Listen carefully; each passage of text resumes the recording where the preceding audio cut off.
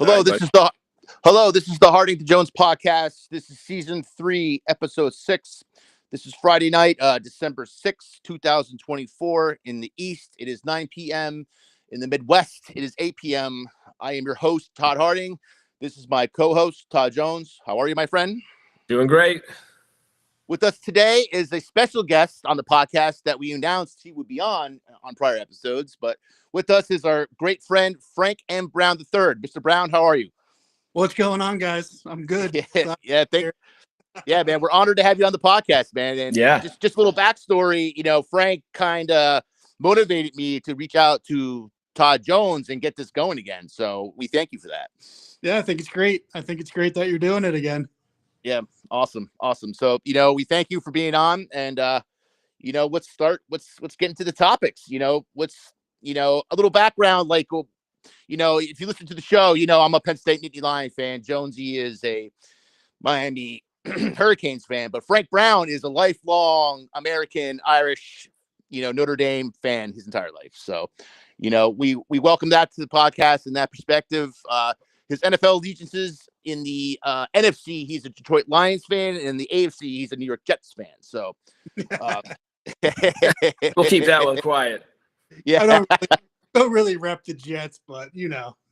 I like the debacle that they are. Yeah. Yeah. I think Frank just loves the misery of the New York Jets. Yeah. But going into the team that's good in the NFL is the Detroit Lions, who are the number 1 seed in the NFC. And last night we all streamed the game on Amazon Prime. So, what were your thoughts on that game, Frank? Another solid performance. The defense. I thought the defense played really well for having 13 guys out, including 4 of the top 5 linebackers. Green Bay's really good offensively, and the defense held up. And I'm a big fan of Dan Campbell. I love going for it on 4th down. Oh, he was amazing. I think he was like 4 for 5 on 4th downs. Is that 4 stat? for 5? Yep, 4 for 5. And they're all gutsy calls too. You know what I mean? And and they 4 out of 5 paid off, and that was the difference in the game. Pretty much was his, pretty much just rolling the dice, and that's why they're the number 1 seed. You know what I mean? So hands off to the Detroit Lions for that big win, because they're the number 1 seed. Keep going. Jones, what are your thoughts on that game? I love it. I'm honestly, like, even being in the NFC here, especially the North, I definitely root for the Lions. I was rooting for them last year. Love Dan Campbell. Love that guy. Yep. Wish he was my coach. No Big doubt. cojones, baby. Love the way he goes for it. Love your running back, Montgomery. Was a Bears running back. Yep. Just solid guy. And he had records in college for the most broken tackles. Love the guy. And just came out what Frank said, that defense last night with all the guys out, they just brought it, man. They just said, hey, don't think too much. Just go after the quarterback. And they did. And unfortunately, I have Jaden Reed on my team, and he was no catches, nothing. So, unfortunately for me, but rooting for the Lions. Yeah. Good job. Yeah, I had David Montgomery on my fantasy team, so he had a touchdown, and I also had Josh Jacobs from the Packers on my fantasy team, who had 3 touchdowns. Oh, yeah, that was a solid play. Nice. Yep. Yeah, so I was thrilled with that. The Lions won. The final score was 34-31, but I was happy with that game just from the entertainment standpoint and the fantasy point standpoint. So everyone who had those players, did pretty well. You know what I mean? So it's exciting to see. It's hard not to like the Lions. I don't know how you, even just as a football fan, that's just a great story for that team, where they've come from. And I mean, it's been a long stretch for you there, Frank. And I'm glad to see them doing well. Great story. Detroit's never been good, and finally I have Notre Dame and Detroit having great seasons. First time ever. Yes, and pivoting to Notre Dame, they're kind of in the driver's seat because being an independent, they don't have to play any championship games, so they kind of just wait and see where they line up in the college football playoff. I mean, obviously they're going to be in there. We just don't know where yet. You know what I mean? Yeah, I'm going to have a nice, relaxing weekend without having to watch Notre Dame tomorrow. So, it'll be good. No doubt. But, the game of the week we're going to pivot to next is, the Big Ten championship game. You have number 3 Penn State Nittany Lions, who are 11-1 at the number 1 Oregon Ducks, Oregon. So I know Frank is a huge fan of Oregon's offense over the years. Love the Oregon program. They're the first program that ever was made on branding and Nike, and I love it. Yes, indeed. And they're supported by Phil Knight, who has endless money, so Yep. Nike so money. Yep. Nike money. Yeah. So credit to them, he can write a check anytime they ask him, you know what I mean? And he'll just write it for them. So, but obviously it's a huge game. The venue's at Lucas Oil Stadium. It's a 8 p.m. start tomorrow night in Indianapolis, Indiana, where the Indianapolis Colts play. So what are your thoughts on the game, Todd? Kind of what I've been saying with Penn State in their big games. Defense needs to bring it early. The offense just got to get some points in that first half, and if they can, I think Penn State's going to hang around and they're going to make true to that, whatever it is, like a 3.5 points spread there, and they'll be in the game. If they don't score early in that first half and put a couple points up, I think they could be in some trouble for this game. Yeah, it's gonna be hard because Scorgan. I mean, that's their nickname, Scorgan, because they're gonna put up points. Penn State has a pretty solid defense. Right. They're still gonna put up points. You know what I mean? You know what I mean? So it's gonna be fun to watch. You know what I mean? Oh yeah. Obviously, I'm gonna accuse myself from making a pick because I'm a Nittany Lion fan, but I'm just a huge fan of Penn State's tight end, number 44. He is one of the best players in the country. You know what I mean? And he's an athlete. Like, not only is he a tight end, but like he's the type of guy they recruited out of high school who's like an athlete, like in basketball. Like, he can dunk. His name's Tyler Warren, and he could dunk, and like he's just an athlete, and he's pretty much carrying the Nittany Lion teams this year, So I think if Penn State has a chance for the upset, they have to go to number 44. That's what they have. I agree. Yeah, I think he needs to get that ball at least a minimum of like 8 times in this game. Mm-hmm. Like he's got to have like 8 receptions, and they got to go to him early and often and set the tone with him. Yes, absolutely. So I think that's where the Lions have to go. What's great, Frank? There's CBS coverage tomorrow night. I'm a fan of the CBS coverage. You know that. Yes. Yep. Yes, they do. Yes, it's very professional. The call is going to be Brad Nessler and Gary Danielson, and the silent reporter is the All-American girl, Jenny Dell, who's awesome too. So All-American girl. She is the All-American girl. She's 38. So I look forward to, those guys making the call. And it's a very professional broadcast. So, it's just, both teams are going to get into the dance. If Oregon wins, obviously they'll be the number 1 seed. But if Penn State wins, they'll probably be the number 1 seed. And if Penn State loses, they're projected to be like the 6th seed. So, for the podcast purposes, I'm really hoping that, Penn State and Notre Dame can, play in the playoff, because that would be freaking phenomenal. Don't you think, Frank? Both teams got good quarterbacks. Oregon sneaky good defensively. They're 6th in the country in sacks. Penn State's got a pretty good offensive line. They've given up only 11 sacks all year. Mm-hmm. And Penn State has the best player on the field in the number 44. But I like Scorgan because that's what they do. And Franklin is not good in these matchups. No, it's true. I mean, he in these giant games, and coming from a Nittany Lion fan, I see the first time that he doesn't come. You know what I mean? He did. They shoot themselves in the foot at the end. You know what I mean? So I hope it doesn't happen. But Todd, what's your prediction? Yeah, if I had to pick, if a betting man, I am going to go with the Oregon Ducks. I just think their offense is going to outduel Penn State's, and like Frank was saying, that their defense it's a solid defense. They bring it, so it could cause some disruption from. And again, I wait to see a good game. Would not be surprised if Penn State does win in a nice game. But I have to if I'm going to bet on it, I have to put it on Oregon.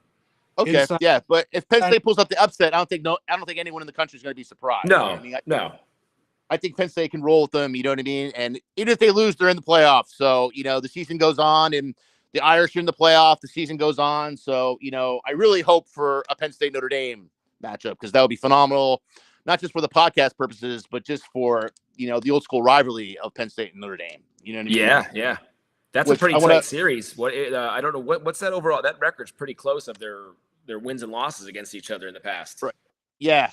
I don't have the number on top of my head, but it's pretty even. You know what I mean? Notre Dame Penn State is 9-9-1. There you go. Wow. That's amazing, Frank. That's amazing. There you go, right there. Just with that, it's a true rivalry when you have that kind of even record. You know what I mean? Because both teams, bring everything to the plate when they play. So that's just phenomenal, absolutely phenomenal. This podcast likes to talk about the old school days, and when we were growing up, from the 1988 season through the 1992 season, Penn State and Notre Dame played each year, and it was such a huge rival because we all grew up in Northeast PA. Like me and Todd are from Wilkes-Barre, but Frank grew up in the Stroudsburg, Pocono area. So I'm sure the Penn State Notre Dame rivalry was just as big for you guys down in Monroe County, right, Frank? Oh, definitely. It's all Penn State and Notre Dame here. I mean, there's yeah. no other college teams that exist around in Northeast Pennsylvania. It's just those two teams. Yes. And that's what we grew up with. Like half were Penn State fans and half were Notre Dame fans. You know what I mean? Like, right. And especially in those days, like, Myers High School graduate, Rocket Rahib Ishmael, played on the 1988 championship team. You know what I mean? That's a true freshman. So that was huge story in Wilkes-Barre at that time because, he was a Myers High School graduate who took them all the way to a national championship. So it was just huge in those days. I mean, I remember only being 8 years old, but I remember like my grandfather loving every second of it and watching the games and seeing them win the national championship. It's just absolutely phenomenal. Absolutely phenomenal. And like the last two games played at Notre Dame Stadium, the first was in 1990, where unranked Penn State upset. I think Notre Dame was ranked 1 or 2 on the road, and they kicked a last-minute field goal. And like my family members were there at that game.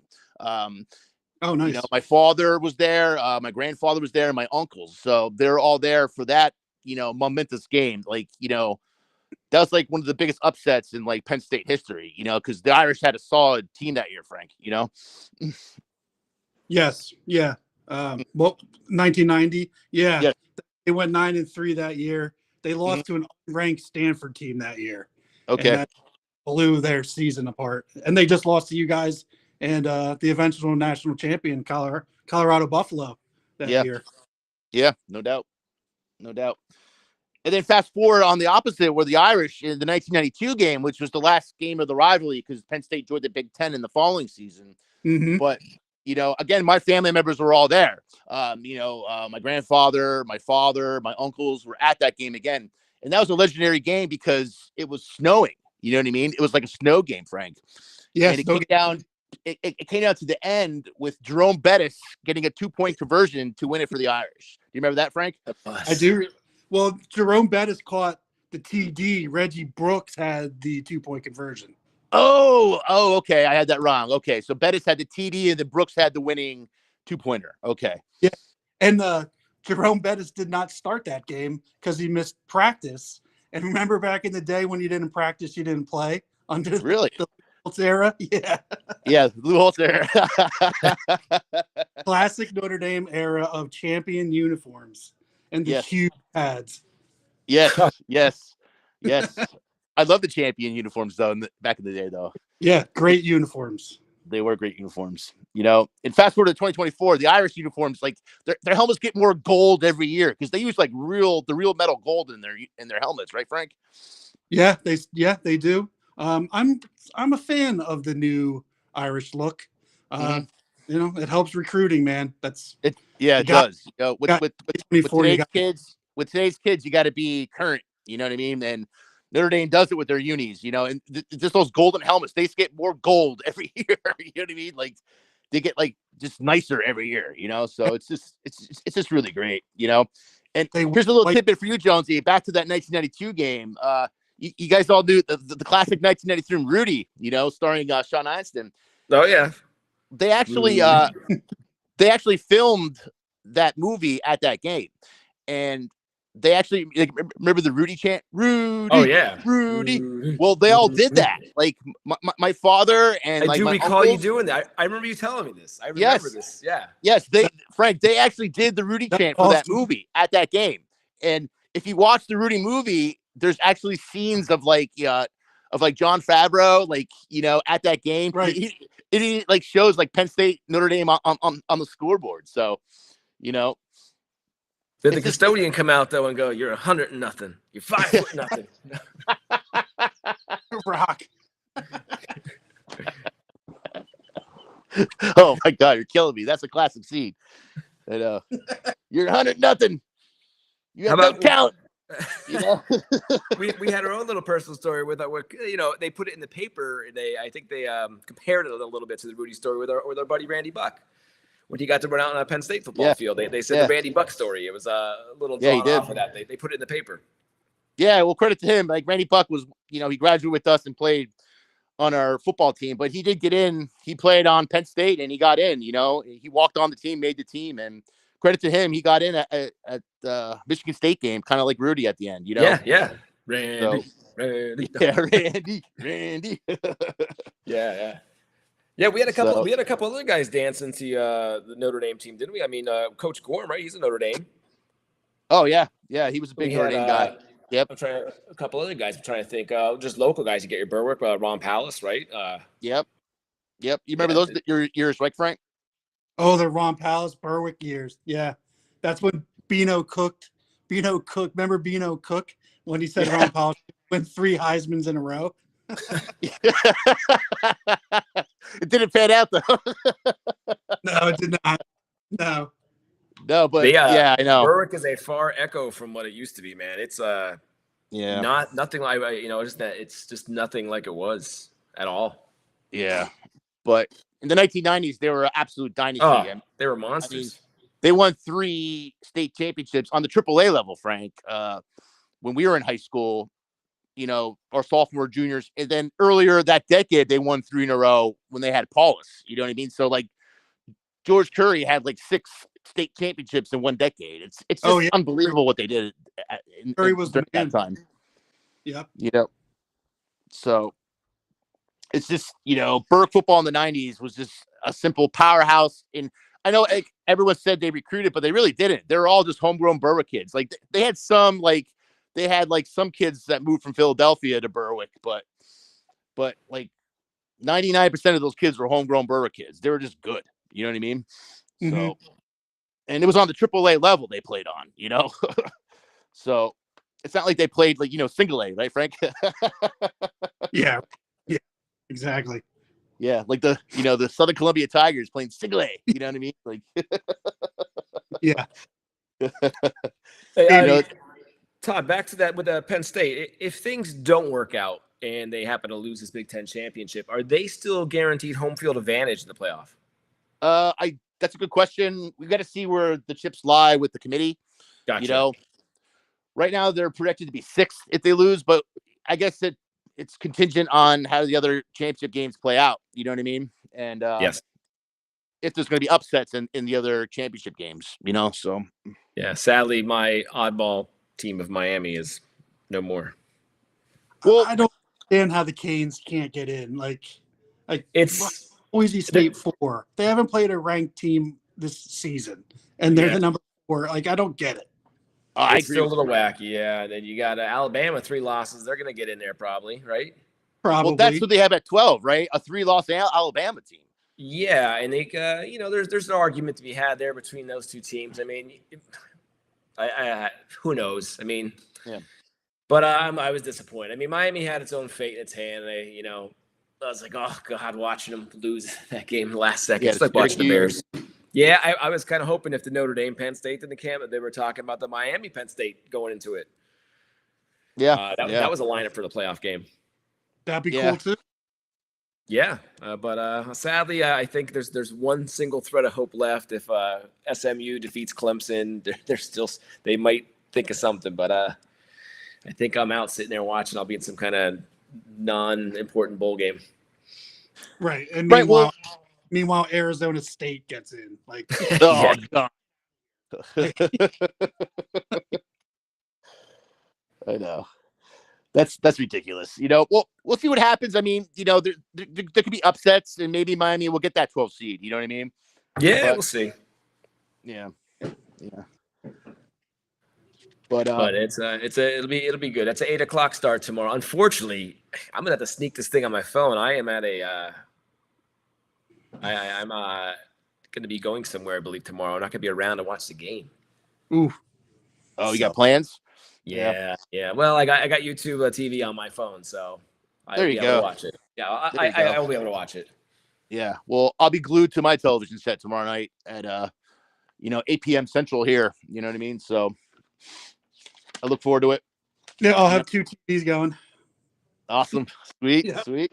I Do love you it. remember the Glen Ave apartments when we used to have we started those 2 TVs that our little apartment? We did. Yeah. Hell yeah. Hell yeah. I like this YouTube TV now. The YouTube TV has like the 4 games you can watch at once.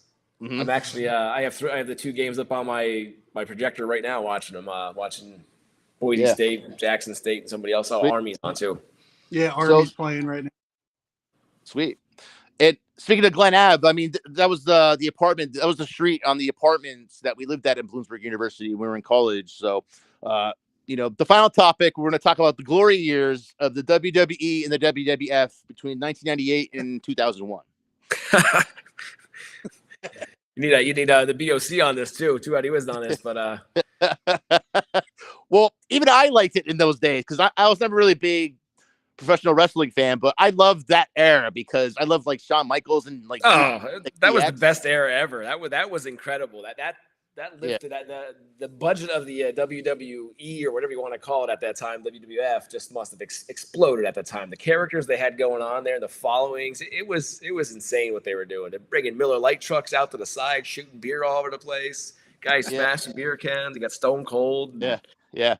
And Frank, remember in Jonesy's apartment, they had that giant poster of was it Goldberg from WCW? Yes. Yep. He made it back to South Wilkes-Barre, and he was up in my attic room then. Yeah, I remember that. Yeah, after we graduated. Yep. Goldberg was my favorite wrestler of that time period. The spear. Oh, he was nuts. Coming out of the sparks, sucking in all that smoke. Yep. That security he would smash his head into the door. He'd bleed. Security would surround him, come out through the smoke, and then he'd just beat somebody in like 10 seconds and keep the streak alive. NWO. Great. Oh, it's outstanding, man. How about I couldn't believe I never thought as we watched at those times because at the time Goldberg was WCW, right? Yes. And then they ended up combining, right? They crossed over. Did Goldberg come into the WWE or? He did many years later. Right. It happened, but it was you never think it would happen at the time. But Vince McMahon must have been pulling some strings there. Oh, Vince McMahon is always on top. Now he's running the United States of America. Yeah, right. He's right behind the scenes. He's got the Department of Education in his hand. And only Vince McMahon can be hilariously charged with the crime of defecating on a woman against her will. Oh God. I did hear they're going to allow you to DDT kids that are giving problems in class now, so we got that going for us. Those are the most hilarious allegations, all over TMZ. Vince McMahon defecates on mistress, and she did wasn't that the name of our flag football team, the Cleveland Steamers? Oh. When they got that team, I was like, "What is that?" Then they told me, "I go, oh, okay." And then Frank, okay. Then Frank texted me. He texted me Vince McMahon with that creepy 70s mustache. I got to see that. I haven't recalled the 70s mustache. I'm going to have to go look that back up. I'll put that on our Facebook page. Just Google that right now. And I'm going to do it. Yes, Google it right now. Yeah, just do it right now. I think he was at the New York Stock Exchange with that creepy mustache. He had it for a year, Oh my God.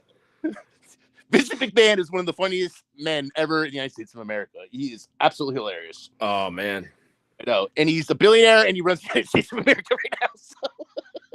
And his wife is going to be in the United States cabinet. So, it's just, you just can't make this stuff up in 2024. You know what I mean? Oh, buddy. Earth, Earth is the entertainment planet of the universe, buddy. Yeah. South Park is right. Earth is canceled. Raise it down. Yeah. Oh my God. I see the picture, dude. Wow. Holy lightning. The SI picture, Sports Illustrated. It looks like it's drawn on him. He looks like Walt Disney. Dude, you got to blow that. You got to post that on our social media pages. Oh, it's going on. I'm working on it now, buddy. Oh man. Oh, that's so funny. So That is. What's the time? What time are we at, boys? We are rolling about 25 minutes right now. Okay. So, oh boy, All right. that is. And we have one live viewer out there. So shout out to whoever's watching us right now on YouTube. Oh, nice. Sweet. We'll take it. We'll take it. Yeah. All right. So, I think we covered all the topics, unless you guys have anything else, you want to throw in.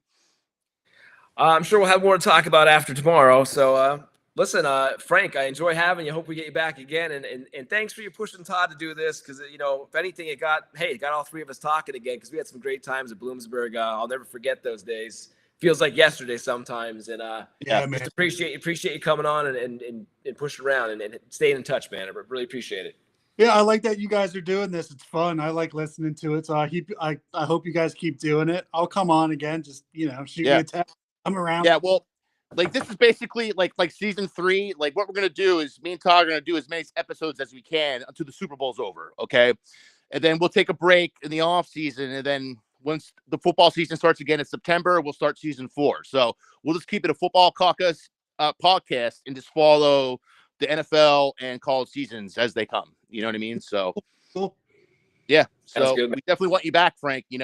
As and we're gonna go all the way to Super Bowl 59. So that's gonna be our big podcast when we do we preview or we we talk about the results of whoever makes the Super Bowl in New Orleans. You know what I mean? We can talk about a Detroit Lions Super Bowl. Yeah. Very possible. Very possible. Go Lions, man. My Bears aren't going anywhere, so I'm behind the Lions. Yeah. And that'll make NFL history because the Lions had never made the Super Bowl. Jonesy, do you like Caleb Williams? I do.